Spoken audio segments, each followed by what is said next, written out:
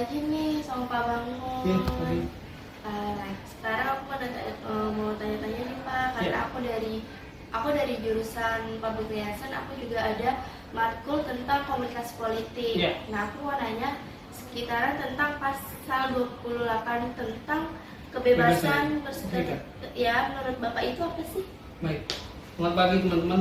Begini, ada kebebasan berserikat di pasal 28 ya, gitu ya, 45 jelas serikat berkumpul.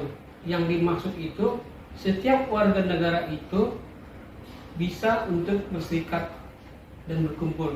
Yang dimaksudkan di situ adalah kalau tujuannya kemana, ya.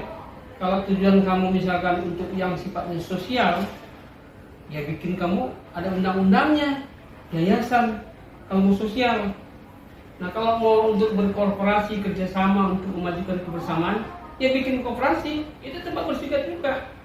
Nah kemudian kalau mau kaya nih, mau profit oriented, untung, ya bikin PT.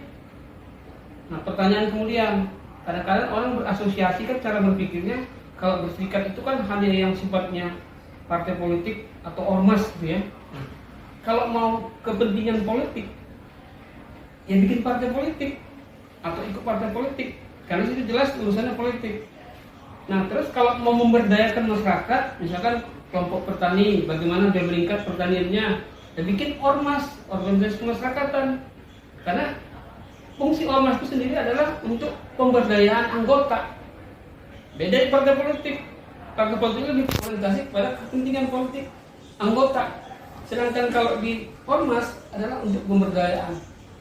Pesan saya satu lagi, pokoknya kalau mau kaya, bikin PT. Karena situ ada profit oriented arahnya. Kalau mau sosial, bikin yayasan. Nah kalau mau bekerja sama, bikin koperasi. Jadi ada undang-undang yang mewadahi untuk berserikat yang diatur. Semua orang punya hak, HAM, tapi HAM yang diatur dalam Undang-Undang 45. Itu kira-kira simpel aja ya, seperti itu. Jadi orang berpikir kalau itu dia berserikat itu hanya untuk berpolitik, enggak. Punya PT, punya yayasan, punya koperasi, itu juga berserikat.